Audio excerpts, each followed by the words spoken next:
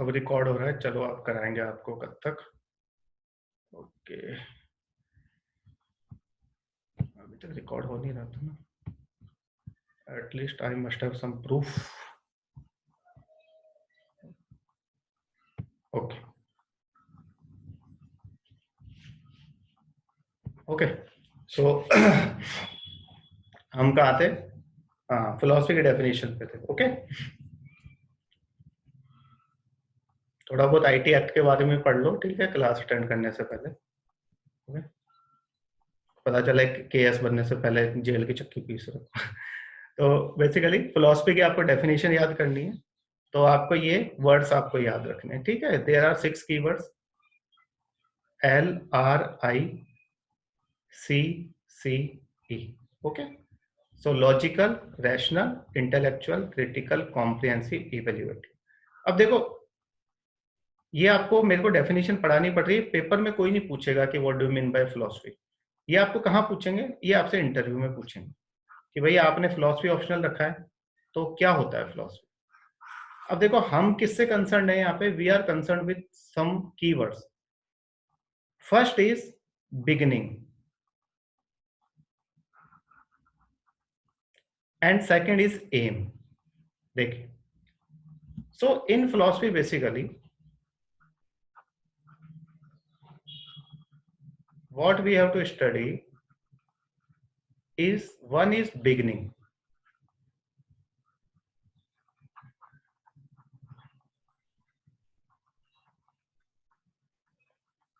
and second is and or aim।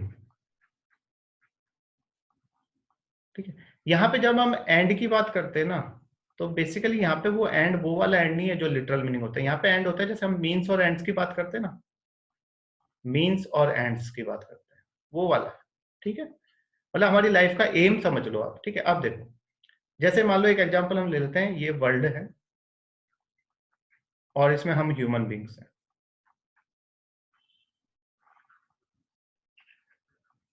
अब पहले तो ये है कि बिगिनिंग कैसे हुई, मतलब ये वर्ल्ड कैसे बना, इसका ओरिजिन कैसे हुआ, या फिर हमारा ओरिजिन कैसे हुआ। First question is regarding beginning of this world and human beings. Who has created world? Who has created human beings? There are so many questions.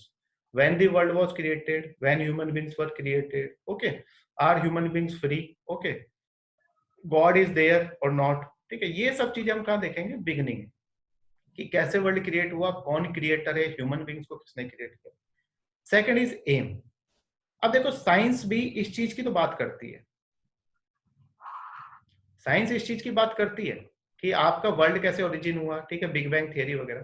लेकिन साइंस कभी आपको ये नहीं बताती कि आपकी लाइफ का एम क्या। साइंस कभी भी मॉरलिटी की बात नहीं करेगी, साइंस कभी भी एथिकलिटी की बात नहीं करेगी, साइंस कभी भी लिबरेशन की बात नहीं करेगी, क्योंकि साइंस प्रमोट्स मटेरियलिज्म।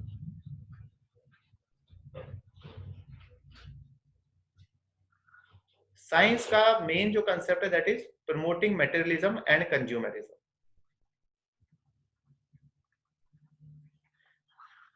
क्योंकि साइंस रिफ्यूट्स गॉड, और अगर गॉड को आपने रिफ्यूट कर दिया तो स्पिरिचुअल एक्सपेक्ट तो खत्म ही हो गया।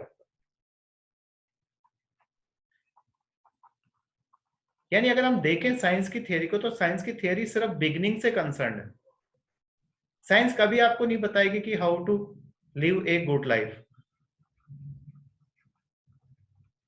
कि आपको योगा करना चाहिए या आपको जो भी है अष्टांग मार्ग को फॉलो करना चाहिए। इन चीजों से साइंस को कुछ लेना देना नहीं है। साइंस को ये है कि बस अच्छी से अच्छी मशीन्स बनाओ या प्रोडक्ट्स बनाओ और उनको कंज्यूमर यूज करे। अब जैसे मोबाइल है, आपके मोबाइल बना के दे दिया, आप उसको यूज कर रहे हो। अब मोबाइल के आप देखो कि ज्यादातर आपके क्या, मोबाइल के बेनिफिट्स तो बहुत कम है, उसके डिसएडवांटेजेस बहुत ज्यादा है मोबाइल को यूज करने के। ठीक है, टेक्नोलॉजी ऐसी है, टेक्नोलॉजी बेटरमेंट के लिए होती है हमेशा, लेकिन अब बेटरमेंट के लिए होती है, लेकिन हर किसी को आप ये समझाओगे कि बेटरमेंट के लिए आपको क्या करना है।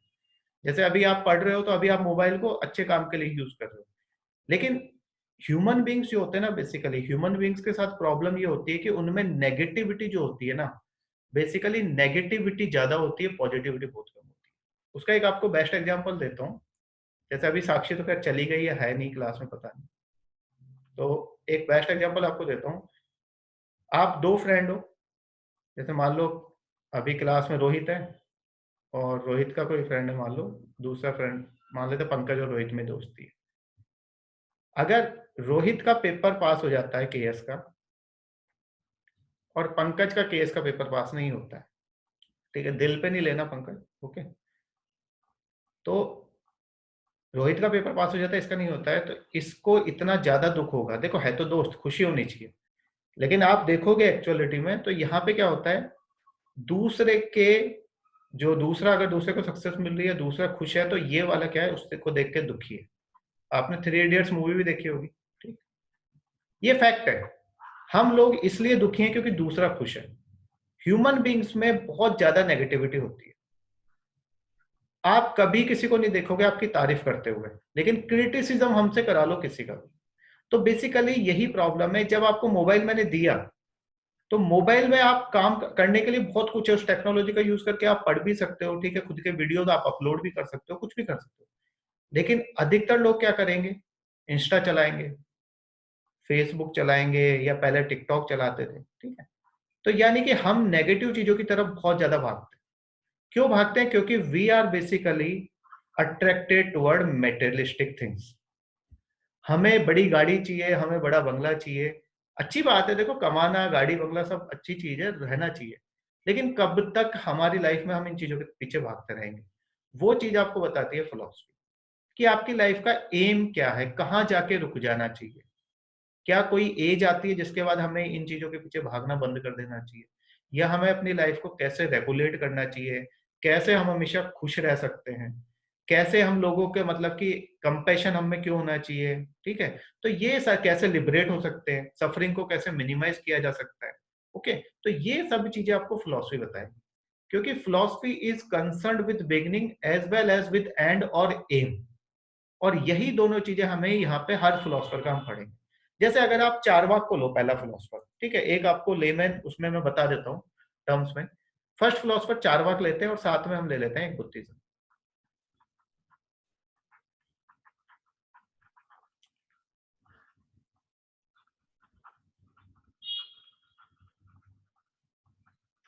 और तीसरा हम ले लेते हैं मान लो एक रामानुज, ओके। तीनों अलग अलग क्यों लिए? क्योंकि तीनों में कुछ ना कुछ डिफरेंस। चारवाक का क्या कहना है? देखो चारवाक बड़ा ही सिंपल सा लॉजिक देता है। वो बोलता है ईट, ड्रिंक एंड बी मैरी। शादी वाला मैरी नहीं, मैरी क्रिसमस वाला, ठीक है, खुश रहो। अब देखो, ईट, ड्रिंक एंड बी मैरी, खाओ, पियो, मजा करो, ठीक है। खाने का मतलब उसका उस समय था अच्छा खाना खाना, ड्रिंक का मतलब बटर, और खुश रहो। अब आज की डेट में वी ऑल आर चारवाक, ठीक है। क्यों चारवाक है? हमारा भी लाइफ का क्या है, हम अधिकतर लोग मेटेरियलिस्टिक है, वो यही अच्छा खाओ, ड्रिंक में आज की डेट में बटर को रिप्लेस कर दिया है, एंड बी मैरी। अब चारवाक ने अपनी ये फिलॉसफी क्यों दी? क्योंकि चारवाक का ये मानना था कि गॉड डज नॉट एग्जिस्ट,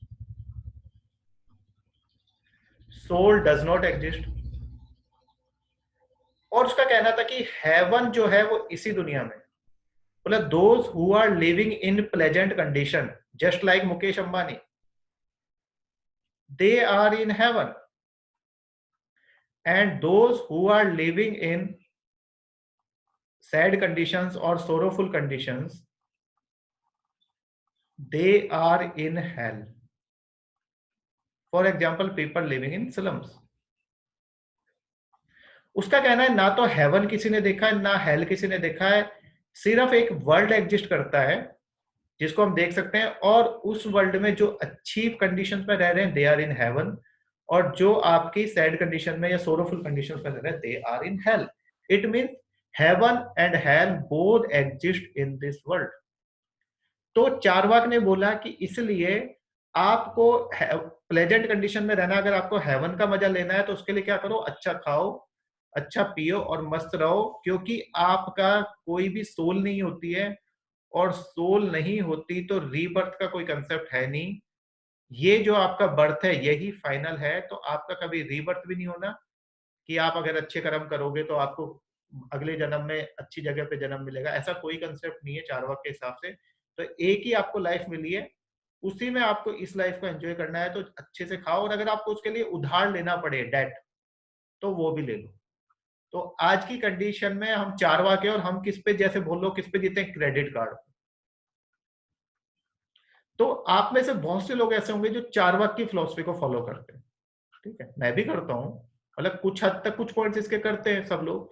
तो चारवाक की फिलॉसफी एक लाइन में करें तो eat drink and B Mary, क्योंकि इसने ना गॉड को माना, ना सोल को माना, ना हेवन को माना, ना हेल को माना। इसने सिर्फ क्या माना, इस धरती को माना, और इसमें इसने बोला कि यहाँ पे हम एग्जिस्ट करते हैं, हमारी लाइफ का मेन एम क्या होना चाहिए, प्लेजर, इसके हिसाब से। और प्लेजर भी किसका, सेल्फ प्लेजर। दूसरे को कुछ भी हो रहा हो हमें कोई फर्क नहीं पड़ता, हमें दुख नहीं होना चाहिए। चार वाक का ये मानना। अब चार वाक की फिलॉसफी, अगर आप चार वाक इस तरह से सोचते हो, आप में से कोई गॉड को फॉलो नहीं करता, सोल को नहीं मानता, हेवन को नहीं मानता, हेल को नहीं मानता, so you belong to this school, you belong to Charvak school. चार वाक का यही कहना था कि प्लेजर हमारी लाइफ का मेन एम होना चाहिए। ओके, अब अगर आप बुद्धिज्म पे आ जाओ, बुद्धिज्म का मानना यह है, अब बुद्धिज्म ने भी गॉड को, देखो इस तीन मैंने फिलोसफर क्यों लिए हैं, क्योंकि चारवाक ने गॉड को नहीं माना, बुद्धिज्म ने भी गॉड को नहीं माना, लेकिन बुद्धिज्म में एक कंसेप्ट है जिसे हम कहते हैं कंसेप्ट ऑफ भगवान।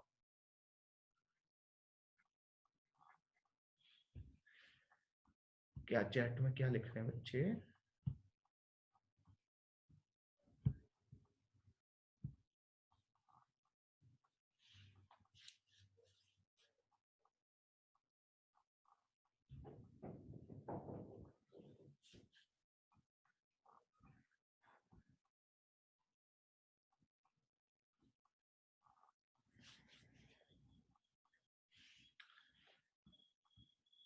ओके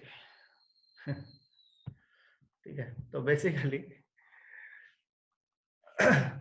यहाँ तो मुझसे बड़े फिलोसफर्स बैठे हैं यार, मैं फालतू में, मुझे लगता है क्लास उन्हीं से लेनी पड़ेगी अब, है ठीक है।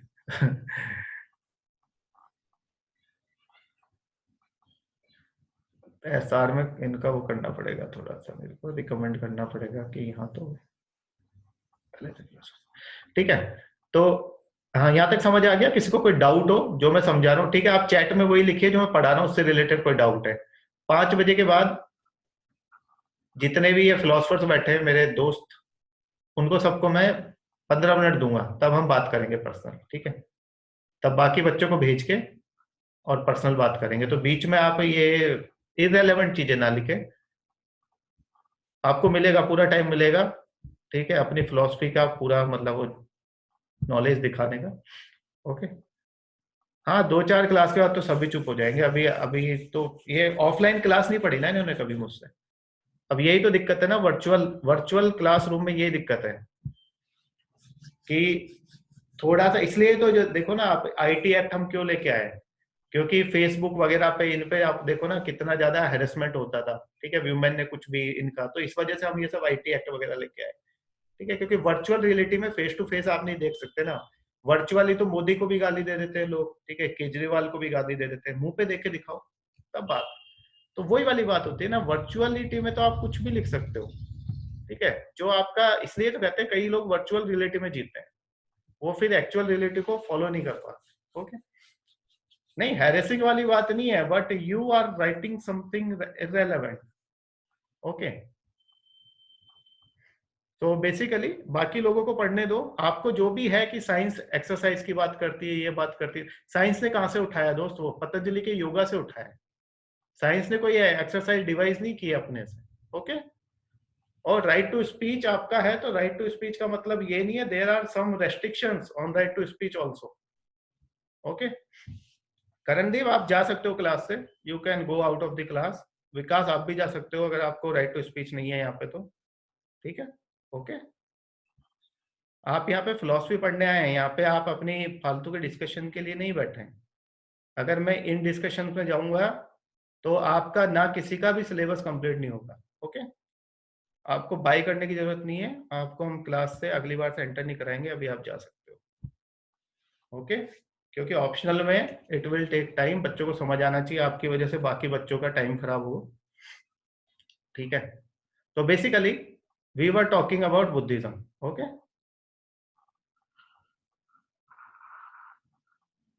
सो बुद्धिज्म में God, they have refuted basically God, okay, but they have accepted one concept, that is concept of भगवान। okay, तो भगवान का कंसेप्ट,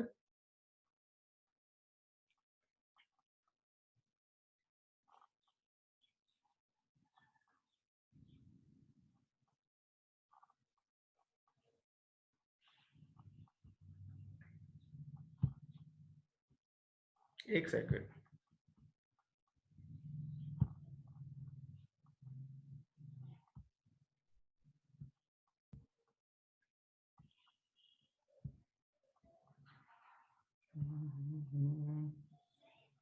ठीक है, तो हूँ जो है इनको निकालता हूँ आपके लिए।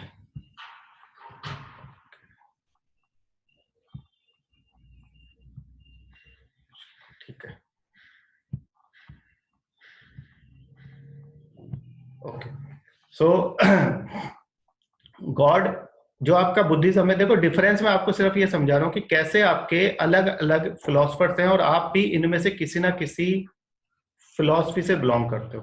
ठीक है, अभी तो हम सिर्फ 3 का एग्जांपल ले रहे हैं, ये सिर्फ समझाने के लिए है। ठीक है, यहाँ से पेपर में कुछ नहीं आएगा, पेपर में जो आएगा वो स्लाइड्स में लिखा है, वो हम पढ़ेंगे तो आपको समझ आ जाएगा। तो बेसिकली बुद्धिज्म जो है ना, बुद्धिज्म में गॉड को नहीं माना गया, they have not accepted concept of God, but they have accepted concept of भगवान। ओके, आप देखोगे तो बुद्धिज्म में भगवान का कंसेप्ट है, भग प्लस वान। ओके, इसका मतलब होता है ओनर ऑफ रिफाइंड क्वालिटीज।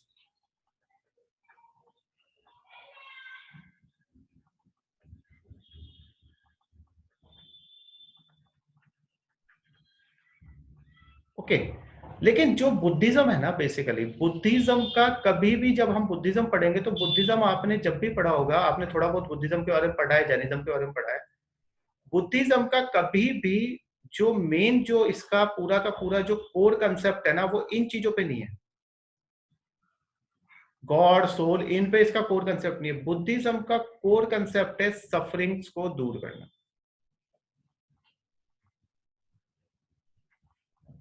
अब बेसिकली सफरिंग्स होती क्यों है लाइफ में, देखो अभी जैसे ये आपके 2-3 बच्चे थे यहाँ पे, जैसे साक्षी, करणवीर, फिर वो विकास हवेली वाला, ठीक है, ये लोग अभी आप लोगों के लिए प्रॉब्लम क्रिएट कर रहे थे, आपने खुद के लिए सफरिंग खुद ने क्रिएट नहीं करी, ये खुद के लिए तो कर ही रहे हैं, इनको नहीं पता है। तो बेसिकली आप खुद के लिए या तो खुद सफरिंग क्रिएट कर सकते हो, या फिर कोई और आपके लिए सफरिंग क्रिएट कर सकता है। ठीक है, जैसे हम लोग क्या है, हम लोग ह्यूमन बींग्स बेसिकली क्या है, सोशल एनिमल है। ठीक है, तो सोशल एनिमल है, तो हम क्या है, हमेशा क्या है, ग्रुप में रहते हैं। ठीक है, जैसे आपके कई बार क्या होता है, आपके पेरेंट्स है, पेरेंट्स ने आपको डांट दिया तो आप परेशान हो गए, या आपने एग्जाम दिया आप फेल हो गए तो आप परेशान हो गए, या फिर कहीं पे कोई आपका नेचुरल कैलेमिटी, अर्थक्वेक आ गया, सुनामी आ गया, ठीक है, या साइक्लोन आ गया, उससे आप परेशान हो गए, या फिर आपको कोई बीमारी हो गई, ठीक है, एनी टाइप ऑफ डिजीज, तो उससे आप परेशान हो गए। यानी सफरिंग का कारण जो है, वो बहुत सारे कारण है सफरिंग के, लेकिन गौतम बुद्ध का क्या मानना है कि सफरिंग के कारण कुछ भी हो, उसको एलिमिनेट करना हमारे हाथ में। जैसे कल को मान लो आप बोलो कि सर मैंने फिलॉसफी ऑप्शनल लेके गलती कर दी, मैं अब फिलॉसफी नहीं पढ़ पा रही हूँ, नहीं पढ़ पा रहा हूँ, ठीक है, अब आप बताओ, मैंने तो आपको फोर्स नहीं किया। या कल को आप बोलो कि केएस मुझसे नहीं होगा, केएस की वजह से मैं डिप्रेशन में चली गई या डिप्रेशन में चला गया, हमने तो आपको नहीं बोला आप केएस करो। तो गौतम बुद्ध का क्या कहना है, उनका कहना है कि भाई आपको लगता है कि केएस की वजह से आपकी लाइफ में सफरिंग है, अब केएस आप बनना चाहते हो, अगर आपके पेरेंट्स भी आपको फोर्स करते हैं तो आपकी मर्जी है, आप पेरेंट्स की बात मानो या नहीं मानो। तो अगर आपको अपनी सफरिंग दूर करनी है तो आपको क्या दूर करना पड़ेगा, कि नहीं बनना केएस। या नहीं रखना फिलॉसफी। अब आप अगर अभी विंटर्स हैं, विंटर्स में अगर आप अपना ध्यान नहीं रखोगे, ठीक है, बाहर जाओगे आप, ठंडा खाओगे या फिर खाना पीना ऐसे रहेगा, कपड़े अच्छे से नहीं पहनोगे, तो आपको बीमार होना ही होगा, यू विल गेट इल। तो अब इसके लिए गौतम बुद्ध क्या कहते हैं, इसके लिए कोई भी कारण हो, लेकिन अल्टीमेटली इस सफरिंग को दूर करना आपके हाथ में था। आप बाहर निकलते तो अच्छे से कपड़े पहन के निकलते, अगर बाहर निकलना है विंटर्स में तो ठंडा नहीं खाना है। यानी कि हमारी लाइफ में ये जो सारी की सारी सफरिंग्स हैं, ठीक है, इसका कारण कौन है? Only the individual human being.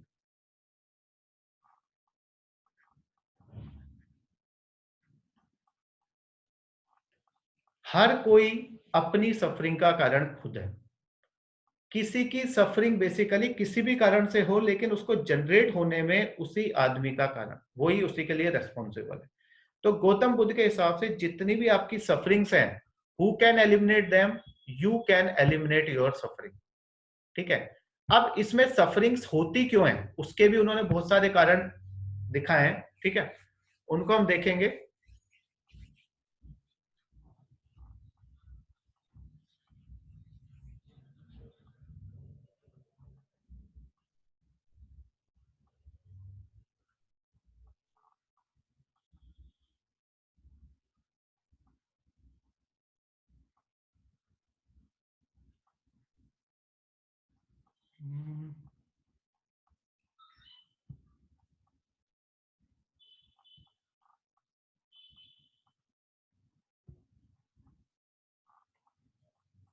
ये कौन पूछ रहा है, फिलोसफी सिलेबस का कोई ओवरलैप है क्या जीएस के साथ?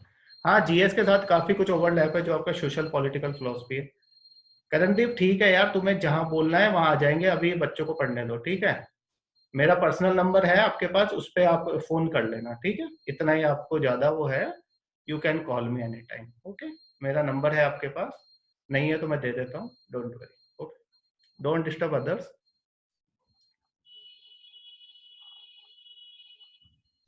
अब तो जम्मू कहाँ से आए हैं, अभी टाइम तुम्हारे लिए जम्मू थोड़ी ना आएंगे, इतने वेले थोड़ी ना आएंगे, तब मिलेंगे तुमसे, ठीक है। तो डोंट डिस्टर्ब अदर्स, फालतू की बातें करो, ओके। सो आपका बुद्धिज्म, ठीक है। देखो दो चीजें आपको क्लियर हो गई, कल से इनको निकाल देंगे जो भी है, जितने भी आप आज लोगों को आपको डिस्टर्ब हो रहा है, ठीक है, कोई इश्यू नहीं, कल से देखेंगे, ठीक है। पता नहीं ये बच्चे इस तरह के कहाँ से आ गए हैं क्लास में, आई डोंट नो। ये शायद वर्चुअल क्लास का कुछ हो सकता है, ये न्यूसेंस क्रिएट करनी आते हो क्लास में, किसी और कोचिंग से वो हो, ये मतलब कि स्पॉन्सर्ड हो, आजकल सब चलता है ये, ठीक है। मैंने बहुत सारे ऐसे न्यूसेंस क्रिएट करने वाले देखे हैं बाकी क्लासेस में भी, फोरम आईएएस वगैरह में भी ऐसे काफी आ जाते हैं, ठीक है। तो होता है, कोई नहीं, थोड़ा सा आज बियर कर लो, कल से देखेंगे इनका कुछ। सो बेसिकली हमने अभी चारवाक और आपका बुद्धिज्म दोनों कंसेप्ट देखे, ठीक है, मैं उसको वापस से बनाता हूँ। तो बेसिकली चारवाक, बुद्धिज्म और आपका रामानुज, ठीक है। तो चारवाक में हमने देखा कि चारवाक की लाइफ, चारवाक क्या बोलता है कि life, aim of our life is pleasure only, ठीक है, और प्लेजर भी किसका? Self pleasure, okay. बुद्धिज्म की लाइफ का एम क्या है? सफरिंग को मिनिमाइज करना है,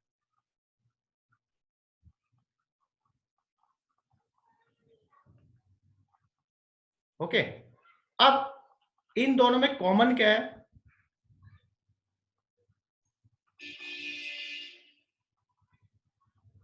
both have refuted God, okay, this is the common point, both have refuted God। लेकिन अगर आप रामानुज में आओगे, अब देखो यहां पे है, इन दोनों ने अगर गॉड को रिफ्यूट कर दिया, तो इनके लिए जो सेंटर पॉइंट है दैट इज ह्यूमन बींग्स।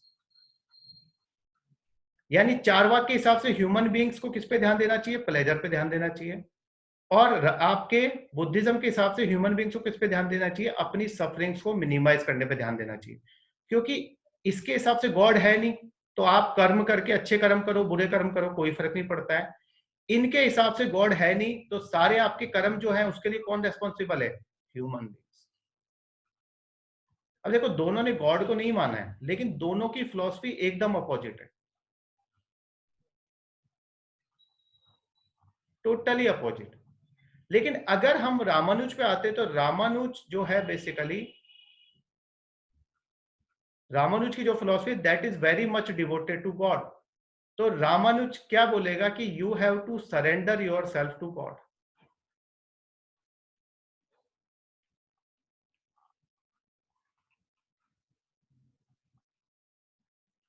आपको गॉड को सरेंडर कर देना है, वही डिसाइड करेगा आपके लिए। इसलिए इन्होंने जो मार्ग बताया है वो है भक्ति मार्ग।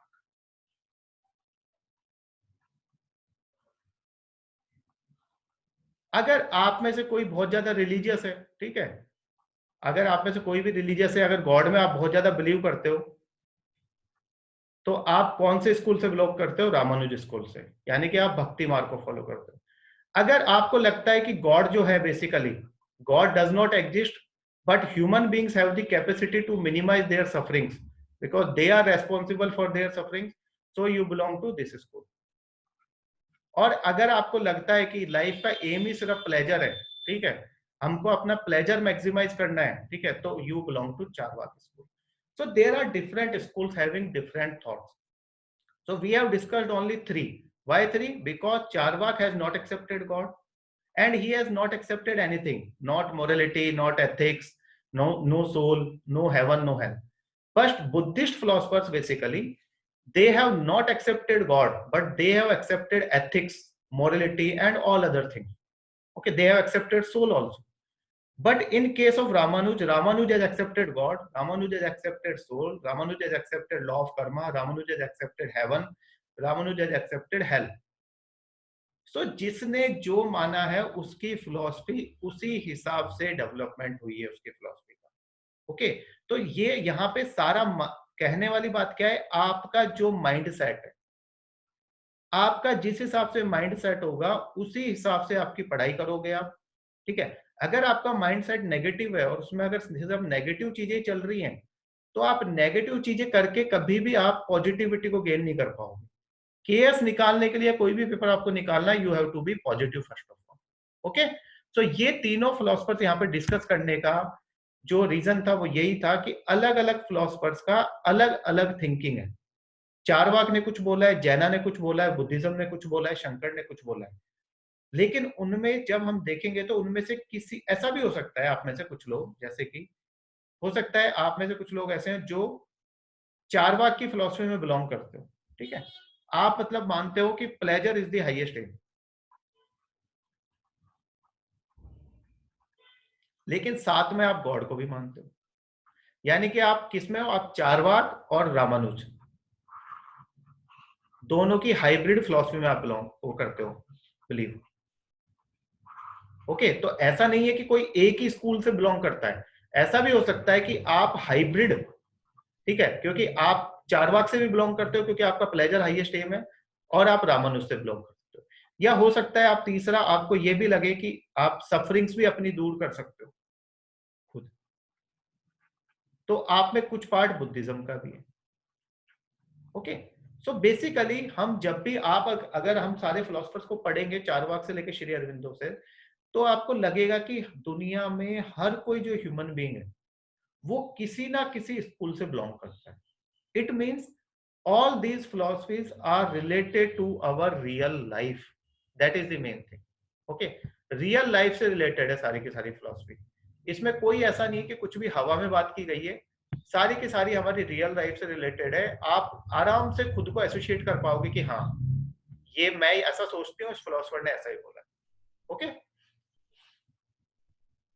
ठीक है, तो एक मिनट मैडम, एक तो आप होस्ट मुझे बना देते हो, मुझे पढ़ाना भी पड़ता है, फिर ये जो बच्चे न्यूसेंस क्रिएट करते हैं इनको निकालना भी पड़ता है। अब निकालना तो क्या है, इसका तो खैर कंप्लेंट भी कर देंगे।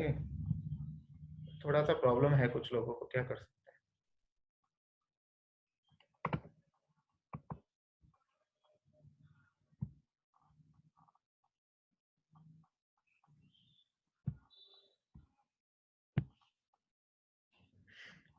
ठीक है, इसको तो एक को तो मैंने रिमूव कर दिया। ओके,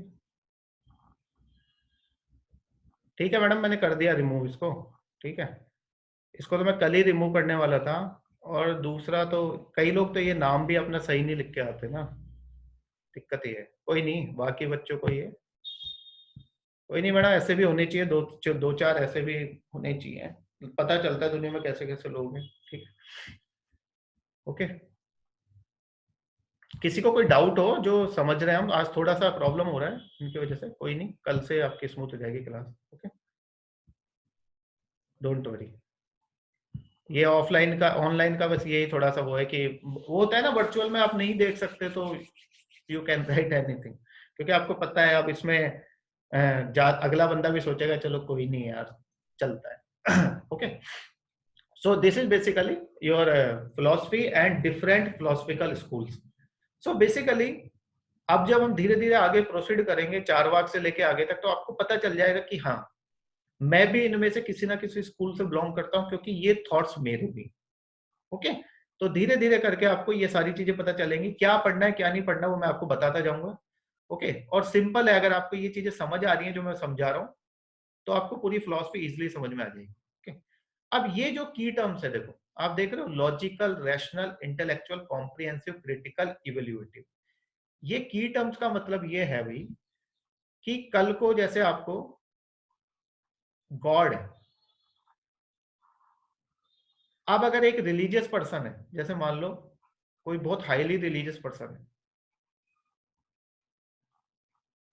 उससे आप पूछोगे डज गॉड एग्जिस्ट, ही और she will say yes definitely. मतलब नो का तो यहां पे क्वेश्चन ही नहीं है। अगर आप किसी ए रिलीजियस पर्सन से पूछोगे, वो बोलेगा नो। तीसरा ऐसे होते हैं न्यूट्रल। न्यूट्रल वाला बोलेगा यस हो या नो हो, आई डोंट केयर। ये तो आपके एक्सट्रीम व्यू हो गए ना, जैसे यस नेगेटिव, ठीक है, न्यूट्रल मतलब ये भी आपका क्या है, नेगेटिव, ये भी वो एक तो न्यूट्रल हो गया, ये आपका नेगेटिव हो गया, ये आपका पॉजिटिव हो गया। ये सारे सिर्फ आपके क्या है, वन साइडेड व्यूज है।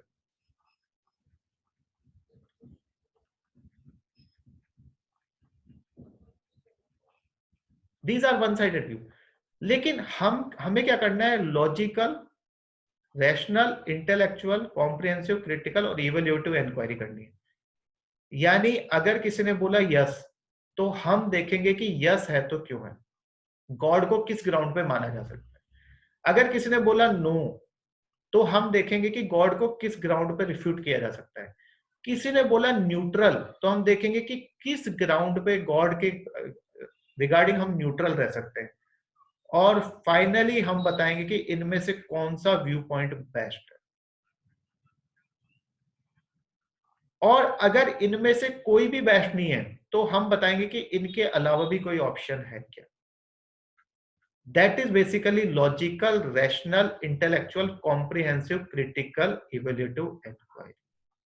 यानी किसी भी चीज को seeing it from all angles, किसी भी चीज को सारे एंगल से देखना और उसके बाद एनालाइज करना। ऐसा नहीं है कि यहाँ पे बाइस्ड कर हमारा कोई बाइस्ड व्यू है, नहीं, ये बाइस्ड व्यू है, ये भी बाइस्ड व्यू है, ये भी आपका एक तरह से बाइस्ड व्यू। ठीक है, आपने बोल दिया न्यूट्रल हो, कोई फर्क नहीं पड़ता, लेकिन आपने बताया क्यों न्यूट्रल हो। तो बेसिकली फिलॉसफी में कभी भी बाइस्ड व्यू नहीं होता है। अगर मुझे किसी पर्सन के बारे में जैसे आपको बोलना हो, मान लो कोई ए पर्सन,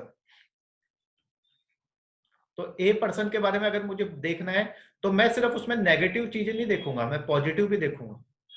नेगेटिव, पॉजिटिव या फिर कुछ उसके न्यूट्रल एटीट्यूड है, सब देख के फाइनली मैं जज करूंगा कि इसमें पॉजिटिविटी ज्यादा है, नेगेटिविटी ज्यादा है, या फिर ये न्यूट्रल है।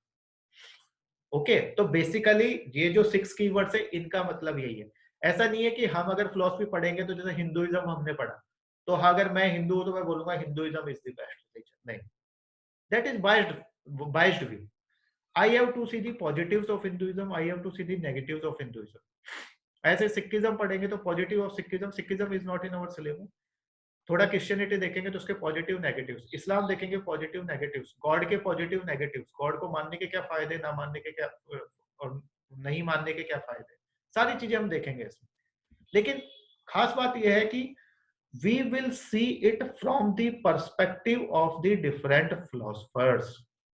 मतलब यहाँ पे ऐसा नहीं है मैं अपने व्यू पॉइंट से कुछ लिख दूं या अपने व्यू पॉइंट से आप कुछ लिख दो कि according to me. No, not according to me, according to that philosopher और according to that philosopher. For example, अगर हमें ये देखना है कि किसने आपके गॉड को रिफ्यूट किया है, ओके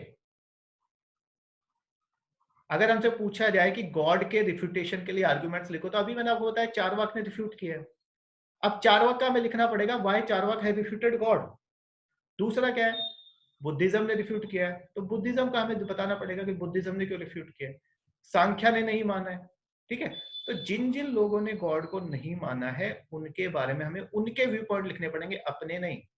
ऐसे ही अगर गॉड को हमें प्रूव करना है तो जिन जिन फिलोसफर्स ने गॉड के प्रूफ दिए गॉड के एग्जिस्टेंस के लिए, उनको हमें यहाँ पे कोट करना पड़ेगा। ओके, यानी फिलोसफी इस तरह से डेवलपमेंट चलता है। आपको सारे फिलोसफर्स पढ़ लेने और फिर उनमें देखना है कि उन्होंने किस किस मेटाफिजिक्स के लिए क्या बोला और एपिस्टेमोलॉजी के लिए क्या बोला है।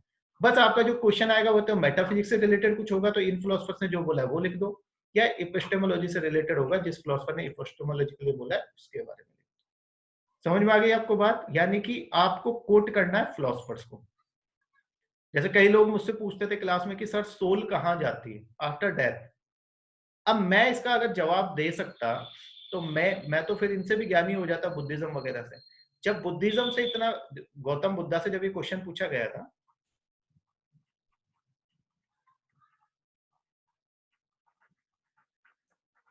Then he opted silence.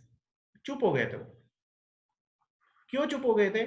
क्योंकि गौतम बुद्ध का मानना था कि ऐसे क्वेश्चंस जिनका जवाब देना जरूरी नहीं है, मतलब जो लॉजिकल नहीं है, जिनके बारे में आप बोलो मतलब कोई जवाब नहीं दे सकता। अब सोल कहीं पे भी जाते हो, does it matter? Gautam Buddha के लिए मेन कंसर्न वो थी सफरिंग्स को एलिमिनेट करना। लेकिन अब जब हम प्लेटो से पूछेंगे तो वो प्लेटो बताएगा कि सोल कहां जाती है।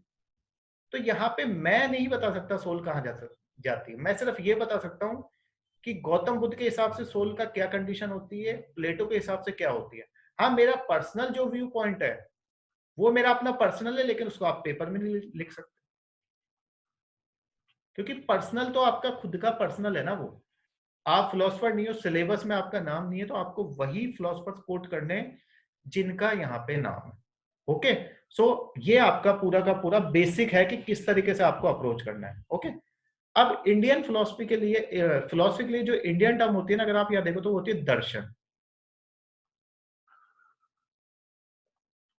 ओके, दर्शन इसका लिटरल मीनिंग है हिंदी में। जैसे आपका, अगर मैं फिलोसफी को हिंदी में ट्रांसलेट करूं, बेसिकली होता क्या था पहले, अब लोग फिलोसफी इंग्लिश में पढ़ने लगे। 2012 से पहले फिलोसफी सिर्फ हिंदी में पढ़ाई जाती थी। इसका नाम था उस समय दर्शन शास्त्र। दर्शन, ठीक है, आप बोलते हो ना कई बार भगवान के दर्शन हो गए, तो दर्शन मीन्स टू सी। अब किसको देखना है? किसी भी चीज को देख सकते हो आप। वर्ल्ड को देख सकते हो, आप गॉड को देख सकते हो। देखने का मतलब लिटरल मीनिंग नहीं, सोल, रीबर्थ, हेवन, हेल, ठीक है, ह्यूमन बींग्स। अब इनको किस तरीके से देखना है आपको? Logically, rationally, intellectually, comprehensive, critically, evaluative and quality. यानी वर्ल्ड के बारे में भी आपको लॉजिकली सारी चीजें देखनी पड़ेंगी। क्या वर्ल्ड कैसे बना, ठीक है, किन चीजों से बना, ठीक है, बिगिनिंग कैसे हुई, एंड कैसे होगा, ठीक है, किसने बनाया, गॉड ने बनाया, किसी और ने बनाया। गॉड के बारे में भी आपको हर एंगल से देखना पड़ेगा, सोल के बारे में, यानी to see. But how to C?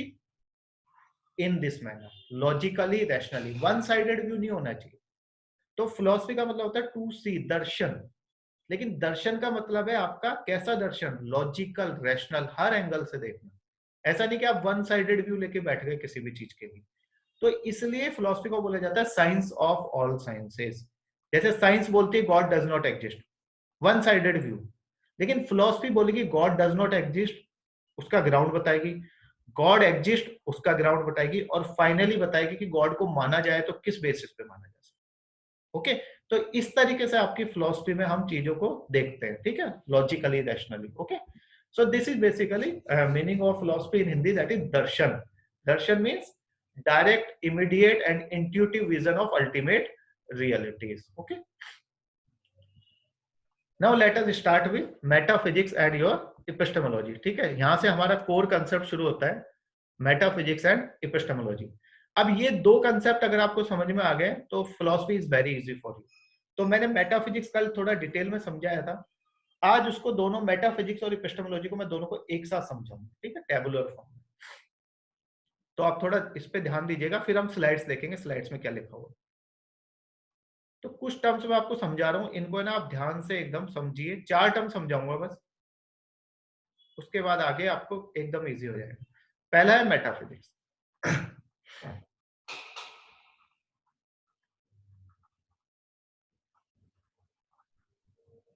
Second is epistemology,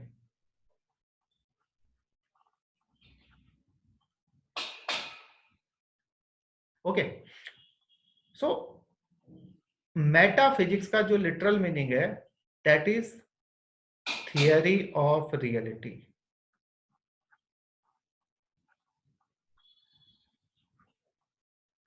ये दोनों वर्ड आपको याद रखने। देखो क्वेश्चन वो किस तरीके से पूछेगा, डिस्कस चारवाक्स मेटाफिजिक्स और चारवाक्स थियरी ऑफ रियलिटी।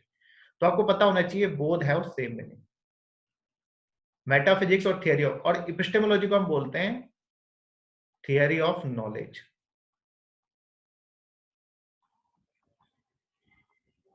नॉलेज को मैं इस तरीके से लिखता हूँ, ठीक है, के और सर्किल, तो ये नॉलेज है। ओके, जहां पे भी मैं लिखूंगा नॉलेज को इस तरह से, आप पेपर में मत लिख देना है, पेपर में तो पूरा आपको नॉलेज लिख के आना है, पेपर में नॉलेज पूरा लिखना है। कई बच्चे क्या करते थे, मैं क्लास में ऐसे लिखता था बोर्ड पे, क्योंकि बोर्ड पे काफी लिखना होता है, तो मैं नॉलेज को ऐसे सर्किल करता था। टेस्ट सीरीज में जब पेपर लेते थे वो भी ऐसे सर्किल करके आ जाते थे। नहीं, नकल में भी थोड़ी अक्ल लगाओ, ठीक है, आपको पूरा फुल एब्रीविएशंस नहीं लिखना, उसको थोड़ा ना पता चलेगा पेपर जो आपकी चेक कर रहा है कि ये नॉलेज है।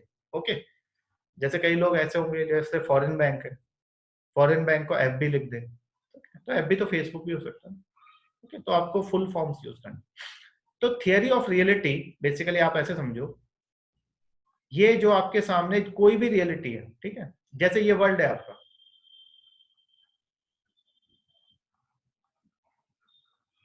अब पहले जो आपके लिए क्वेश्चन है वो ये है कि who created this world. Who created मतलब कितनी रियलिटीज है जिन्होंने इसको क्रिएट किया, मतलब फर्स्ट इज नंबर। जैसे वर्ल्ड को मान लो, मैं मान लेता हूं कोई कहता है कि गॉड ने क्रिएट किया, तो गॉड ने क्रिएट किया, तो गॉड को हम बोलेंगे अल्टीमेट रियलिटी। जो क्रिएटर होता है उसको अल्टीमेट रियलिटी बोला जाता है। अब इस वर्ल्ड को गॉड ने क्रिएट किया, God is the ultimate reality. अब गॉड का नेचर कैसा है, गॉड का नेचर होता है कॉन्शियस नेचर।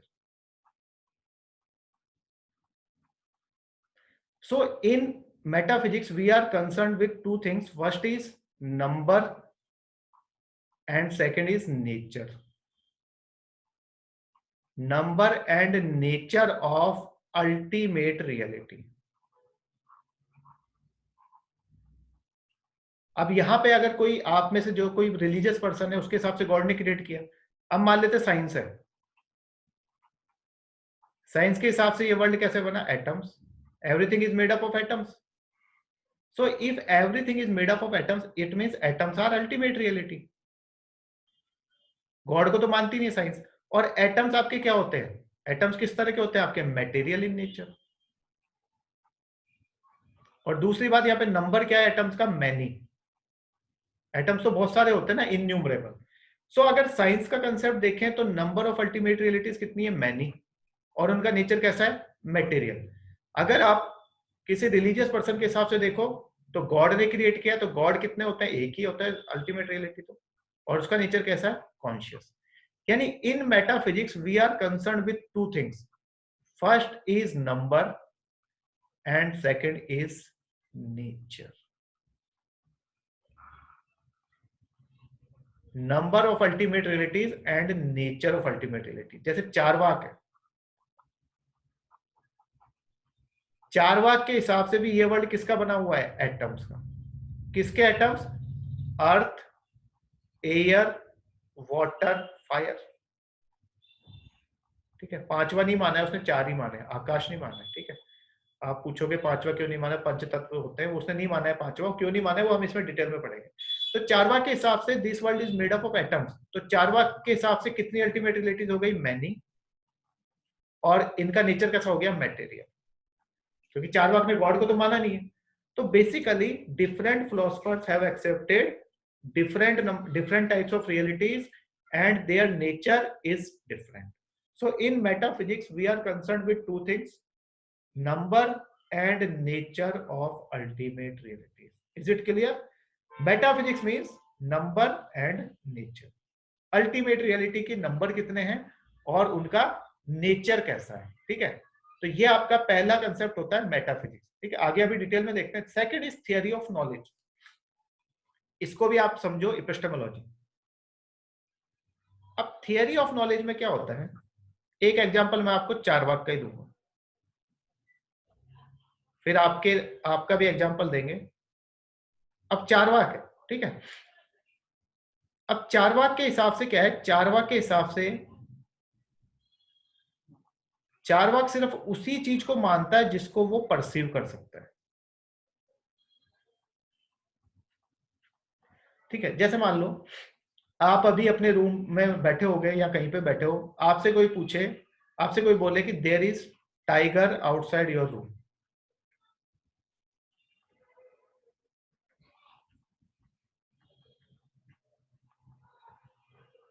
अब देखो वो कोई भी हो सकता है, आपके घर में आपका ब्रदर हो सकते हैं, आपकी मदर, फादर, या कोई भी आपका फ्रेंड हो सकता है। अब दो पॉसिबिलिटीज है, या तो आप मानोगे इसकी बात, आइदर यू एग्री और यू डिसएग्री। एग्री अगर आप होते हो तो आप रूम में बैठे रहोगे, बाहर नहीं जाओगे। अगर आप डिसएग्री करते हो तो आप बाहर जाके चेक करोगे। लेकिन अगर आप टाइगर को चेक करने जाओगे तो फिर तो टाइगर आपको चेक करेगा, आप तो टाइगर को क्या चेक करोगे। ठीक है, तो बेसिकली ये जो डिसएग्री होने वाला है बंदा है ना, ये है चारवाक। चारवाक बोलता है मैं उसी चीज को मानूंगा जिसको मैं देख सकता हूं अपने अपने उससे, अपने सेंस ऑर्गन से। किसी और की बात पे विश्वास नहीं करेगा वो। उसका मानना है कि मैं सिर्फ उसी चीज को मानूंगा जिसको मैं खुद अपने सेंस ऑर्गन से प्रूव कर सकता हूं। अब चारवाक आपकी जगह होगा तो चारवाक जाके पहले देखेगा कि हाँ टाइगर है, तब वो मानेगा कि हाँ टाइगर है। ये चारवाक से आप बोलो कि भाई this is hot water, Charvak नहीं मानेगा। चारवाक पहले उसको टच करके या पी के, सेंस ऑर्गन्स कितने होते हैं? 5 सेंस ऑर्गन्स होते हैं, eyes, ear, nose, tongue and skin. इनमें से किसी भी सेंस ऑर्गन से उसको पहले चेक करेगा। अगर उसको लगेगा कि हाँ ये हॉट वाटर है, तब वो बोलेगा हाँ। यानी चारवाक की प्रॉब्लम क्या है? चारवाक की प्रॉब्लम यह है कि उसके लिए सोर्स ऑफ वैलिड नॉलेज क्या है? आपका परसेप्शन।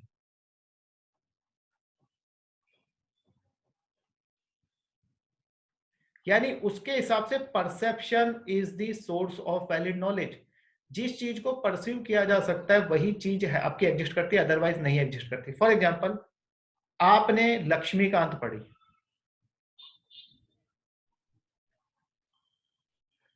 और उससे आपने पॉलिटी पढ़ी, ठीक है। अब आपका सोर्स ऑफ वैलिड नॉलेज क्या हो गया? लक्ष्मीकांत। अगर कहीं और से आप पॉलिटी पढ़ते हो उसके बाद, और वहां पे कोई ऐसी चीज लिखी है, ठीक है, जो आपकी लक्ष्मीकांत में कुछ अलग लिखा है और यहां पे उसके अगेंस्ट कुछ लिखा है, मतलब उसके अपोजिट कुछ लिखा है, तो एकदम से आपके दिमाग में कॉन्ट्रडिक्शन आ जाएगा। क्योंकि आपके लिए सोर्स ऑफ वैलिड नॉलेज क्या है? लक्ष्मीकांत।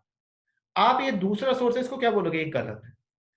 क्योंकि आपने सोर्स किसको माना है? लक्ष्मीकांत को आपने सोर्स माना है। तो आपकी जो नॉलेज है सारी पॉलिटी के लिए, वो किस पे डिपेंडेंट है? आपकी लक्ष्मीकांत पे डिपेंडेंट है। अगर उसके अगेंस्ट कहीं पे भी आप कुछ पढ़ते हो, यू रिएक्ट कि ये गलत है। Same is Charvaka. चारवाक के हिसाब से perception is the only source of valid knowledge. अब perception is the source of valid knowledge, तो आप यहां वर्ड देख रहे हो थियरी ऑफ नॉलेज, यानी यहां पे we are concern with knowledge कि किसी भी फिलोसफर के लिए सोर्स ऑफ वैलिड नॉलेज क्या है। तो चारवाक के लिए सोर्स ऑफ वैलिड नॉलेज क्या है? परसेप्शन।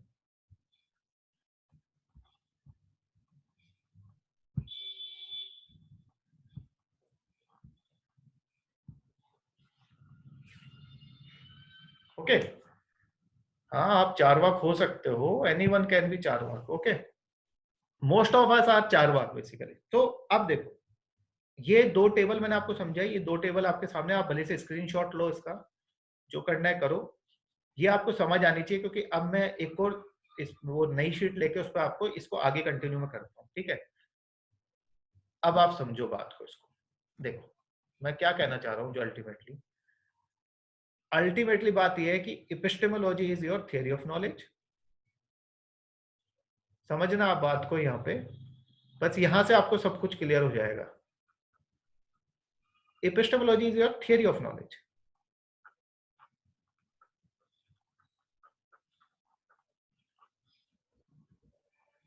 अब आपसे कोई पूछे कि आपके लिए फिलॉसफी जो है उसका सोर्स ऑफ वैलिड नॉलेज कौन है, तो आप बोलोगे मेरा नाम, आप मुझसे पढ़ रहे हो, ठीक है? अब थियरी ऑफ नॉलेज में चारवाक के हिसाब से, चारवाक के हिसाब से सोर्स ऑफ वैलिड नॉलेज क्या है? परसेप्शन।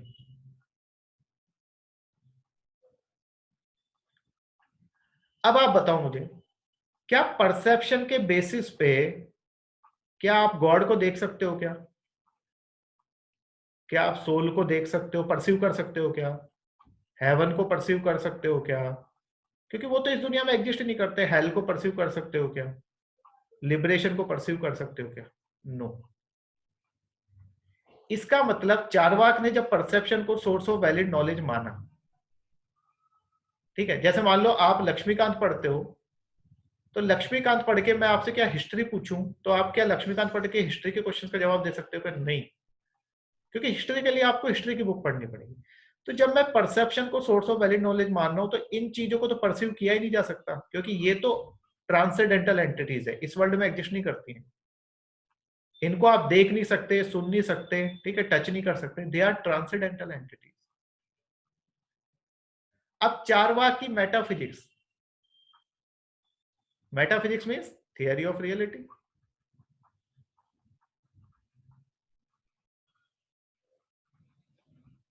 और थियरी ऑफ रियलिटी में हम ये सारी चीजें भी डिस्कस करते हैं, गॉड, सोल।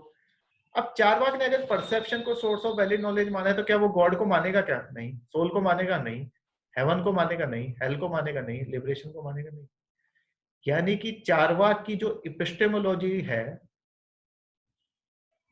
उसमें इसने जो माना थियरी ऑफ नॉलेज, परसेप्शन, उसके बेसिस पे इसने मेटाफिजिक्स की ये सारी रियलिटीज जो थी, इन सबको रिफ्यूट कर दी। यानी चारवाक की फिलॉसफी शुरू हुई एपिस्टेमोलॉजी से, लेकिन वो एपिस्टेमोलॉजी के बाद किस में पहुंची? मेटाफिजिक्स में। और उस एपिस्टेमोलॉजी पे जो इसने परसेप्शन को सोर्स ऑफ वैलिड नॉलेज माना है, उसके बेसिस पे इसने इन सब चीजों को क्या कर दिया? रिफ्यूट कर दिया। अब इसके आगे क्या होगा? फिर एथिक्स में आ जाओ। चारवाक की एथिक्स, चारवाक क्या मोरल ड्यूटी या जिसे लॉ ऑफ कर्मा कहते हैं उसको मानेगा? क्या नहीं, क्योंकि चारवाक को पता है कि यही जीवन एक है बस। आपको मोरल, आप लॉ ऑफ कर्मा को कब मानते हो? कि आप अच्छे कर्म करोगे तो अगले जन्म में आपको अच्छी जगह पे बर्थ मिलेगा। लेकिन चारवाक के हिसाब से एक ही जीवन है, तो चारवाक क्या इनको मारेगा? मानेगा law of karma, moral duty? No. It means theory of Charvak starts from epistemology, and on the basis of that he has refuted God, soul, heaven, hell, liberation.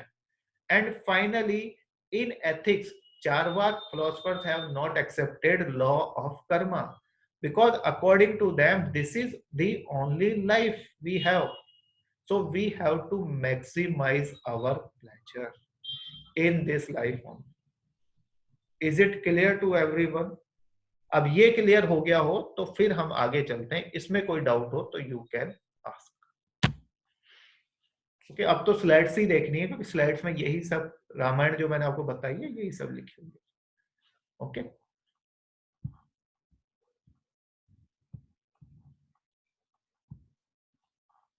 Clear? Okay, clear to everyone?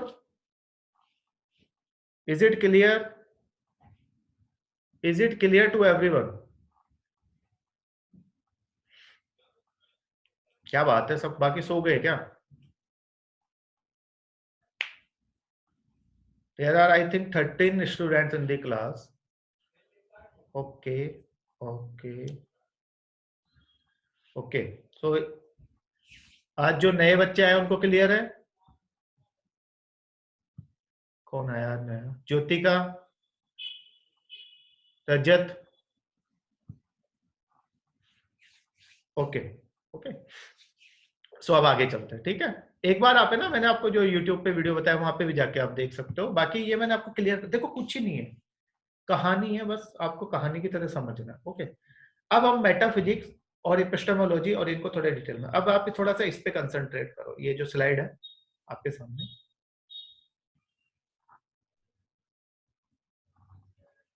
देखो एकदम है ना, कुछ भी चीज को है ना ज्यादा है ना स्ट्रेस लेके नहीं पढ़ना है,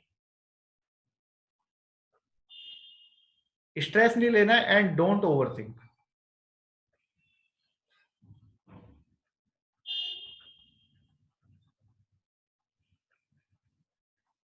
जो आपकी एज है उसमें होता है कि हाँ भैया स्ट्रेस भी हो जाता है, ओवरथिंक भी आप कर लेते हो, ठीक है?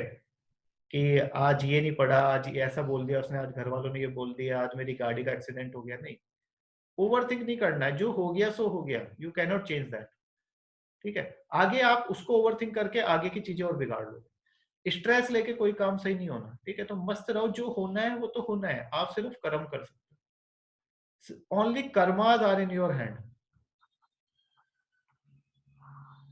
आप सिर्फ कर्म कर सकते हो। देखो आपके हाथ में कभी भी फ्रूट नहीं है। कई लोग ऐसे होते हैं जो 5-5 साल बहुत मेहनत करते हैं लेकिन उनका केएस नहीं होता है। कई लोग होते हैं 1 साल में केएस निकाल लेते हैं, लेकिन वो कर्म आपने किस तरीके से किए भाई, ठीक है? कर्म करने का भी एक तरीका होता है। अगर आप हमेशा फ्रूट्स के साथ एसोसिएट करके देखोगे ना कर्म को, कभी आपको वो नहीं मिलेगा फ्रूट। ओनली कर्म is in your hand. Fruit कौन देगा आपको? अगर आप बिलीव करते हो लॉ ऑफ कर्म में, तो God will provide you the fruit. लेकिन अगर आप कर्म ही नहीं करोगे तो ना तो आपको गुड फ्रूट मिलेगा ना बैड फ्रूट मिलेगा। सिर्फ कर्म, आप अच्छे कर्म करो या बुरे कर्म करो, लेकिन आपको कर्म करने हैं, ठीक है? अब वो फ्रूट उस हिसाब से मिल जाएगा। तो कर्म करते रहो, ये ओवर थिंक मत करो, स्ट्रेस मत लो लाइफ में कभी, ठीक है? ज्यादा वो पंचायत वगैरह में मत बैठो, ज्यादा नेगेटिव लोगों के साथ मत रहो, ठीक है? ज्यादा ये आपका वर्चुअल इसमें मत रहो, ठीक है? कर्म करो, कुछ भी करो अच्छे से, आपके कर्म करते रहो, फल जरूर मिलेगा। पढ़ते रहोगे रेगुलरली, आंसर राइटिंग करते रहोगे, ठीक है? एनसीईआरटी पढ़ोगे, जैसा आपको बताया वैसा पढ़ोगे, तो आपका केएस कोई नहीं रोक सकता। अब आप रोज अगर प्लानिंग ही करते रहो,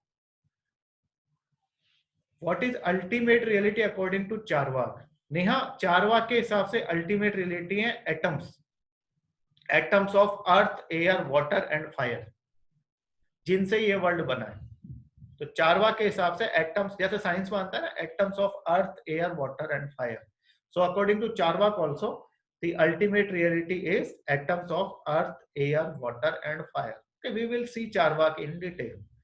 तो अल्टीमेट रियलिटी वही है जिससे बाकी चीजें बनी, ओके? तो साइंस भी यही बोलती है कि everything is made up of atoms. तो अल्टीमेट रियलिटी जो सारी चीजों को बनाता है। अब प्रॉब्लम क्या आती है, एटम्स जो है, एटम्स तो कॉन्शियस है नहीं, तो एटम्स अपने आप कैसे कंबाइन होते हैं, ठीक है? अब एटम्स अपने आप कंबाइन कैसे होते हैं उसको साइंस अपनी जगह एक्सप्लेन करती है, चारवाक ने भी अपनी जगह पे एक्सप्लेन किया है। लेकिन अगर आप उसी चीज को, जैसे एक थोड़ा सा और अब इन्होंने पूछा है तो एक चीज और आपको बताता हूँ, खैर वो आगे आएगी पेपर जब हम न्याय वैशेषिका पढ़ेंगे, ठीक है? देखो क्या है, एक सेकंड होल्ड करिए। हाँ आया आया।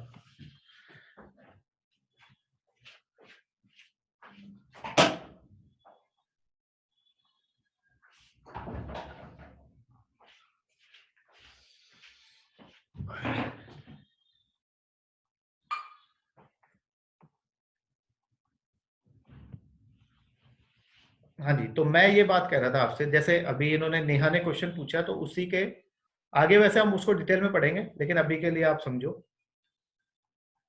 चारवाक मैंने बोला आपको, ये चारवाक है।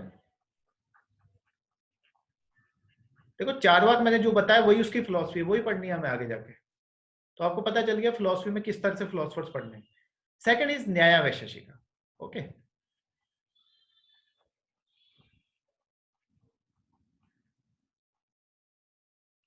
अब देखो, they both are combined with hyphen, बीच में हाइफन है ना।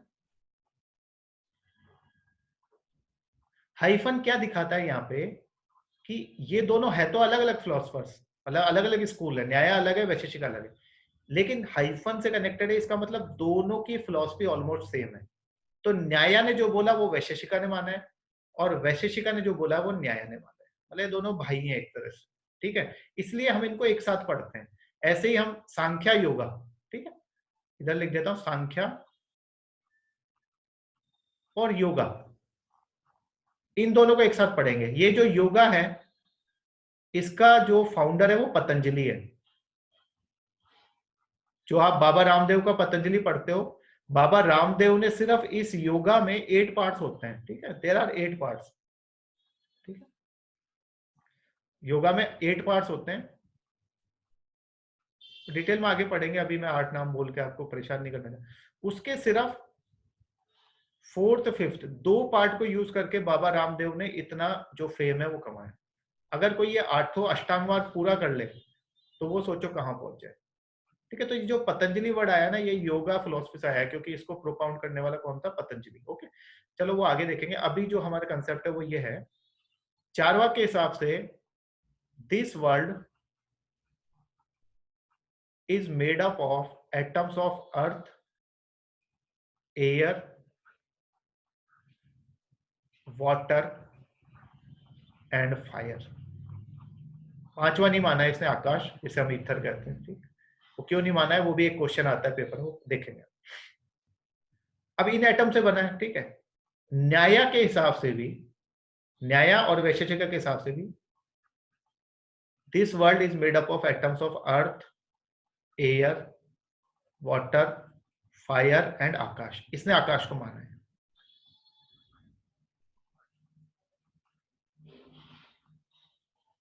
साइंस के हिसाब से भी, अगर यहां साइंस देखो तो साइंस के हिसाब से भी this world is made up of atoms of earth, air, water, fire and akash. अब प्रॉब्लम कहां पे आती है? साइंस के हिसाब से atoms are active in nature, वो एक्टिव है, वो एक्टिव है तो अपने आप कंबाइन होते हैं, ठीक है, अट्रैक्शन, फोर्स ऑफ अट्रैक्शन, ठीक है, तो अपने आप अट्रैक्ट होते हैं। तो इनका जो कंबाइन होके एटम्स जो होते हैं, कंबाइन होके ओरिजिन होता है, और बाद में इनका डिके होता है। ठीक है, कोई भी चीज बनेगी आपकी कंपाउंड, वो वापस से डिके करके वापस से एटम्स में कन्वर्ट हो जाती है। ये तो साइंस की थियरी है कि atoms are active in nature. यहां पे चारवाक के हिसाब से भी ये जो एटम्स है, अब चारवाक और साइंस के साथ दिक्कत क्या है, दोनों के साथ आपको समझ आ गई होगी अभी तक तो बात, इन दोनों ने गॉड को नहीं माना है। तो अगर गॉड को नहीं माना है तो आपने एटम्स को माना है, तो एटम्स अपने आप तो कंबाइन नहीं होंगे, तो इन्होंने एटम्स को क्या माना है, एक्टिव। तो चारवाक के हिसाब से भी ये एटम्स अपने आप एक्टिव हुए और अर्थ, ये आपका वर्ल्ड क्रिएट हुआ।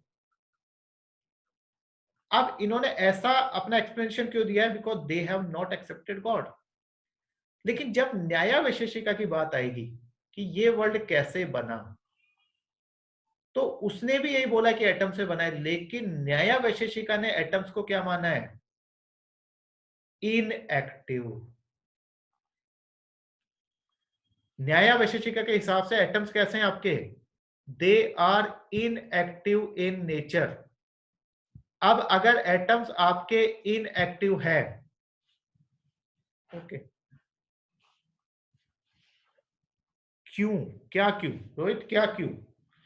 सो if atoms are your inactive in nature according to Nyaya, ठीक है, न्याय वैशेषिका के हिसाब से atoms are inactive in nature. देखो यहाँ पे डिफरेंस आ गया ना, मैं कह रहा हूँ ना, वही थियरीज में आपके तीनों की सेम बात है कि एटम से बना है सब कुछ, लेकिन डिफरेंस कहां पे आ गया, इन दोनों के हिसाब से गॉड है नहीं तो इन्होंने एटम्स को क्या माना, एक्टिव। न्याय वैशेषिका के हिसाब से एटम्स आर इनएक्टिव, तो फिर एटम्स इनएक्टिव है तो उनको कंबाइन कौन करेगा, कौन एटम्स में वो जानेगा, मतलब कौन उनको वो देगा, जो भी आपकी एनर्जी कौन देगा उनको कंबाइन होने के लिए, who will provide motion in the atoms. जैसे आप हो, आप में मोशन कौन प्रोड्यूस करता है, आपकी कॉन्शियसनेस, जिसे हम सोल कहते हैं। देखो जो भी आपकी बॉडी में जो भी चल रहा है उसको गाइड करने वाली सोल है। ओके, तो बेसिकली ऐसे यहाँ पे ये एटम्स तो आपके इनएक्टिव है, but who will provide motion in atoms, क्योंकि एटम्स कंबाइन होंगे तभी कुछ बनेगा। तो ये एटम्स तो इनएक्टिव है तो ये तो अपनी जगह पे रहेंगे, ये कैसे हिलेंगे, तो इनको इनमें मोशन कौन प्रोड्यूस करेगा, for that they have accepted God. According to them, God provides motion in the atoms, and after that atoms combine and the other things or materials are produced. So यहाँ पे इनके हिसाब से ultimate relatives क्या हो गई, atoms, इनके यहाँ पे अल्टीमेट रिलेटिव्स क्या हो गई, एटम्स, लेकिन यहाँ पे अल्टीमेट रिलेटिव क्या है आपकी, God. This is the basic difference कि हम किस तरह से अल्टीमेट रियलिटी को देखते हैं। Is it clear? जैसे अगर मैं ह्यूमन बीइंग हूं, मैंने कल आपको बताया कारपेंटर, मान लो कोई कारपेंटर है, कारपेंटर कुछ भी प्रोड्यूस कर रहा है, टेबल प्रोड्यूस करी, इस टेबल के पॉइंट ऑफ व्यू से कारपेंटर अल्टीमेट रिलेटेड, लेकिन कारपेंटर को किसने बनाया है, गॉड ने। तो God is the ultimate relative. Okay, तो अल्टीमेट रिलेटिव क्या होती है, जो आपकी हायरार्की में सबसे ऊपर बैठी होती है, जो सब कुछ बनाती है, सब कुछ कंट्रोल करती है, उसे हम कहते हैं अल्टीमेट रियलिटी। जिससे ये दुनिया बनी है, जिससे हम बने हैं, जिससे बाकी सारे मटेरियल आइटम्स बने हैं, that is known as ultimate reality. तो होपफुली अब आपको क्लियर हो गया होगा नियम। ओके, सो देखो अब आपको समझ भी आ गया होगा कि क्या चल रहा है, सारी यही सब इसी पर डिस्कशन चलेगा। अल्टीमेट रियलिटी कैसे, आपको पता ही है, ज्यादा ज्यादा क्या है, एटम्स ने बनाया होगा या गॉड ने क्रिएट किया होगा। एक दो कंसेप्ट और है प्रकृति पुरुष के, वो हम देखेंगे आगे तक। So we are basically in philosophy we are concerned with metaphysics or the theory of reality. मैंने बोला ना आपको, मेटाफिजिक्स को हम थियरी ऑफ रियलिटी बोलते हैं, और साथ में थियरी ऑफ ट्रांसेंडेंटल रियलिटीज भी बोलते हैं इसको। ठीक है, transcendental, god, soul, rebirth, heaven, hell, उनके बारे में भी हम डिस्कस करते हैं। Okay, second is epistemology. तो epistemology means theory of knowledge, that we have seen. तीसरा जो कंसेप्ट है that is cause effect theory. It is very important concept. ठीक है, ये आगे अभी आएगा, यहां से हर साल क्वेश्चन आता है मेंस में, बहुत ही ज्यादा इंपॉर्टेंट टॉपिक है। और last is ethics and liberation religion. ठीक है, ये मैंने अभी आपको समझाया 4 बार में। अब थोड़ा सा मैं आपको कॉजल थियरी थोड़ा सा बताऊंगा, सिर्फ एक लाइन में, फिर हम स्लाइड से समझेंगे, उन्हीं के साथ समझते जाएंगे। ठीक है, आपको ज्यादा अच्छे समझ आएगा स्लाइड्स। कॉज इफेक्ट थियरी क्या कहता है, जैसे मैं पूछूं आपसे, ठीक है, आप में से कोई भी है, जैसे मान लो all of you are human beings, ठीक है, बेसिकली हम मान लेते हैं कि कोई देयर इज सम चाइल्ड, इस चाइल्ड का कॉज क्या है, उसके पेरेंट्स। उन पेरेंट्स का कॉज क्या है, उनके पेरेंट्स। अब देखो, जैसे आपका कर्ड है, तो कर्ड का कॉज क्या है, मिल्क। ये आपका इफेक्ट है और ये आपका कॉज है। ऐसे ही अगर आप ऑयल देखो, तो ऑयल का कारण क्या है, ऑयल सीड्स, ये आपका कॉज है, ये आपका इफेक्ट। अब अगर हम इसको साइकोलॉजिकली देखें, तो साइकोलॉजिकली आप क्या करते हो, जैसे आपका किसी बिल्ली ने रास्ता काटा, कैट, तो आप उसको किसके साथ एसोसिएट कर लेते हो, बैड लक। यानी cat is your cause and bad luck is your effect. जैसे सचिन तेंदुलकर है, सचिन तेंदुलकर एक पर्टिकुलर बैट ही यूज करता है हमेशा, ठीक है, या एक पर्टिकुलर नंबर की जर्सी पहनता है। क्यों? क्योंकि उसको लगता है कि ये पहन के वो क्या करेगा, अच्छे रन्स बनाएगा। तो ये कॉज है उसके हिसाब से और ये इफेक्ट है। अब आप मुझे बताओ, ये कॉज इफेक्ट थियरी है, ठीक है, हमारा सारा इसी पे। देखो आपकी लाइफ में होता क्या है, आपके साथ जब भी कुछ गलत होता है तो आप कॉज ढूंढने की कोशिश करते हो। ऐसा ही साइंस भी करती है, ठीक है, मैं वापस से इस पे आऊंगा अभी। साइंस क्या करती है, कुछ भी होगा, कोई भी चीज हुई, इफेक्ट, अर्थक्वेक आए, सुनामी आए, समुद्र का पानी मीठा हो जाए, ठीक है, या गणेश जी दूध पी ले,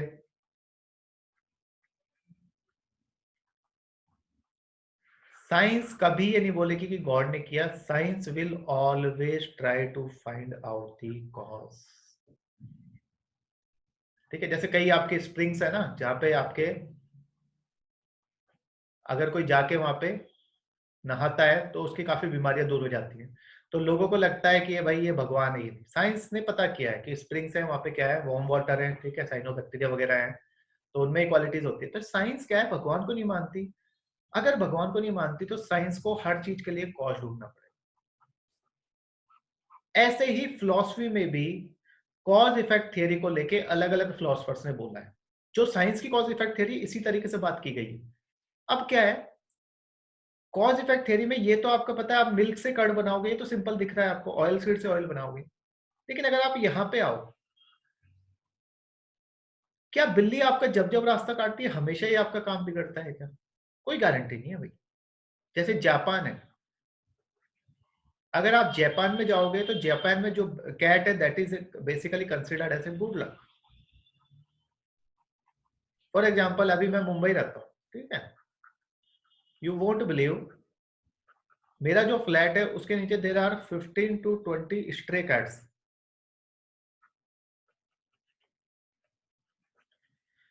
तो मेरा फर्स्ट फ्लोर पे वो है फ्लैट, ठीक है। जैसे ही मैं अपने फ्लोर से नीचे आता हूँ ऑफिस जाने के लिए, ये 15 से 20 बिल्लियां ना, ये मेरे रास्ते में आ जाती है सामने, क्योंकि इनको लगता है कि हमारे खाने के लिए कुछ लेके आए, क्योंकि मैं उनको शाम को खाना खिलाता हूँ। ओके, तो अब उनको जैसे ही मैं आता हूँ तो ये 15 से 20 बिल्लियां सारी मेरे सामने आती है, मेरा रास्ता काटती है। तो इसका मतलब तो फिर मेरा रोज ही काम बिगड़े, ठीक है। अगर मैं इस वाली बात में बिलीव करूं तो मतलब मेरे लिए तो बैड लक है, मेरे को इन बिल्लियों को कुछ करना पड़ेगा। लेकिन अब मैं इतने टाइम से मुंबई रह रहा हूँ, कभी ऐसा नहीं हुआ कि भाई मेरा काम बिगड़ा। जापान में उसको गुड लक माना जाता है। दूसरी बात क्या है, ये जो चीजें है ना, बेसिकली देखो हर जगह की अलग अलग होती है, ये हमारा साइकोलॉजिकल है। अगर आप मुंबई जाओगे तो आप देखोगे cat, dog and your rat, all of them sleep together, एक साथ सोते हैं। मतलब ऐसी हार्मनी आपको दुनिया में कहीं देखने को नहीं मिलेगी। I was so much surprised, all of them live together, why? Because all of them gets ample food. Mumbai के लोग हैं बहुत ज्यादा कंपेशनेट हैं क्रीचर्स को लेके, एनिमल्स को लेके, they give them ample food. अब जब आपका पेट भरा है तो आप किसी दूसरे पे अटैक क्यों करोगे? ओके, ये तो एथिकल आपका कंपेशन वाली बात मैंने आपको बता दी, but here this is psychological. अगर ऐसा ही होता कि सचिन जो है वो उस पर्टिकुलर बैट से खेल के हमेशा रन बनाएगा तो क्या सचिन जीरो पे आउट नहीं होता है क्या? हुआ इतनी बार। मतलब यहाँ पे हम ये नहीं कह सकते कि ये जो कॉज इफेक्ट थियरी है ये हर जगह पे होल्ड करती है।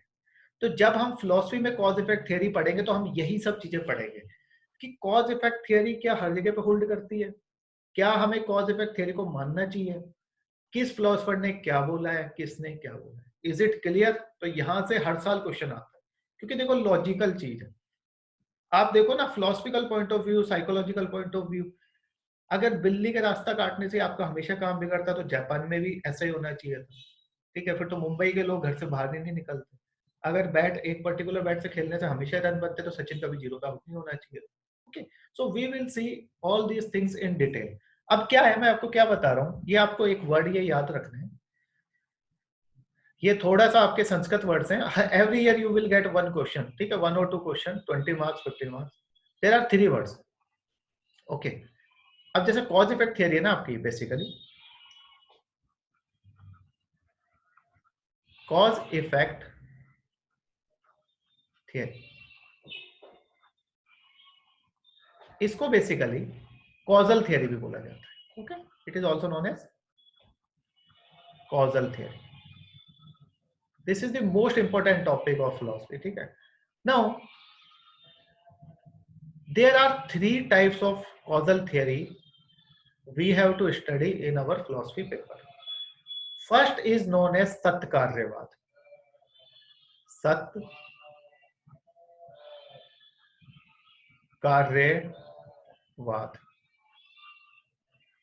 Okay. सत्कार्यवाद, याद कर लो नाम, घर जाके बोलते रहना, बार बार याद हो जाएगा. सेकंड इसका जस्ट अपोजिट है असत्कार्यवाद. कुछ आपको मैंने कहा था संस्कृत वर्ड से याद करने, अदरवाइज तो philosophy is very easy. Western में नहीं है ऐसे कुछ भी संस्कृत. Second is asatkaryavada. सत्कार्यवाद किसने दिया फिलोसफी? सांख्या और योगा ने. मैंने कहा ना एलाइड स्कूल है, तो दोनों के लिए सांख्या एंड योगा. और जो आपकी असत्कार्यवाद है वो किसने दिया? आपकी न्याय वैशेषिक.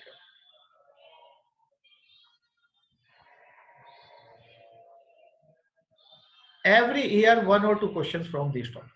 Now you can see this is सत्कार्यवाद and this is असत्कार्यवाद. तो ये दोनों तो एक दूसरे के अपोजिट है. ठीक है, क्योंकि सत और असत, यानी ये आपकी एक एक्सट्रीम है और ये भी आपकी एक एक्सट्रीम है. जैसे हम कहें एक्सट्रीम किस तरह से होता है, जैसे ये बोल रहा हूं गॉड एग्जिस्ट, ये बोल रहा हूं गॉड डज नॉट एग्जिस्ट. ठीक है, जस्ट फॉर एग्जांपल. लेकिन इन दोनों के बीच में भी तो कोई थियरी होगी. और जो मिडिल पाथ है, आपको पता है बुद्धिज्म को किसके लिए जाना जाता है? मिडिल पाथ के लिए. तो इन दोनों के बीच में जो मिडिल पाथ निकाला है वो निकाला है बुद्धिज्म ने. उस थियरी को बोलते हैं प्रतीत्य.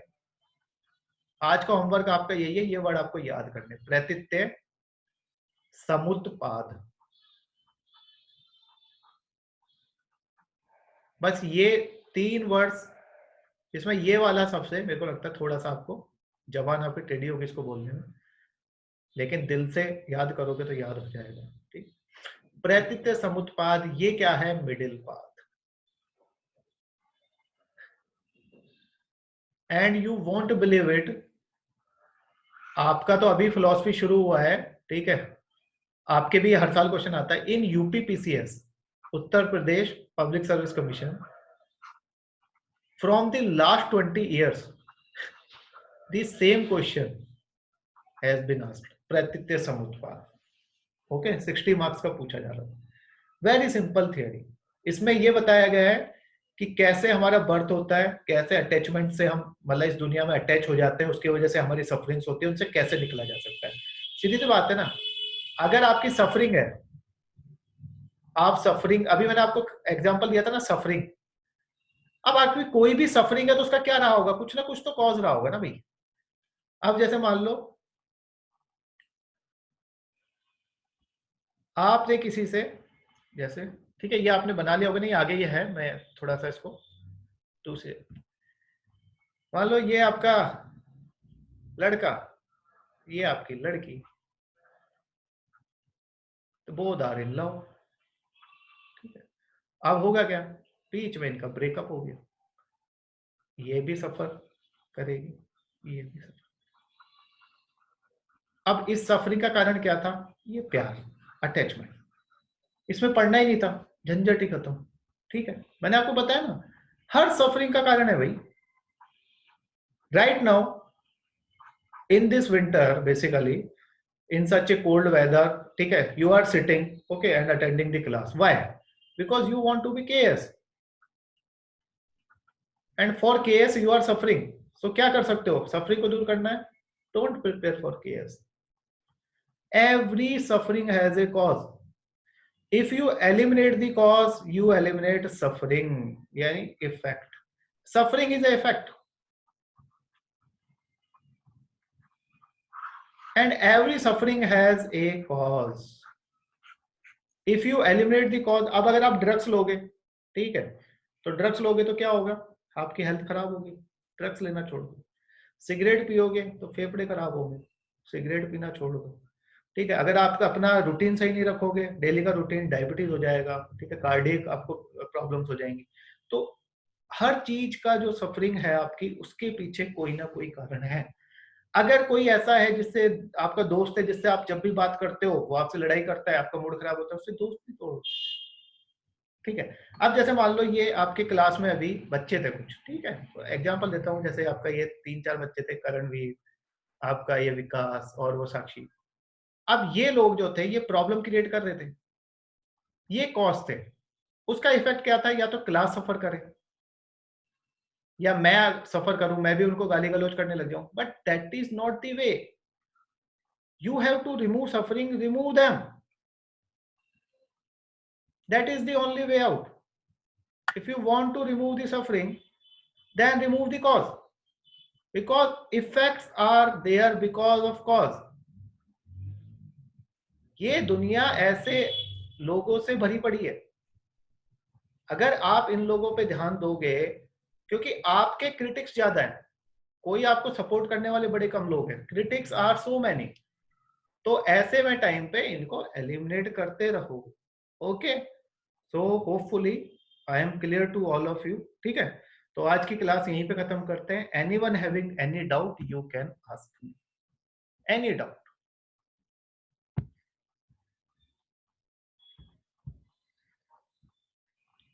ओके, देखो, वर्ड ये जो ऑप्शनल है, optional is two way communication.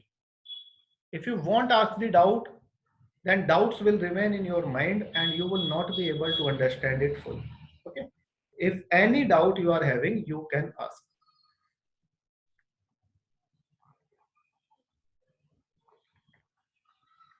ठीक है, खत्म करें फिर। Okay, okay then, thank you.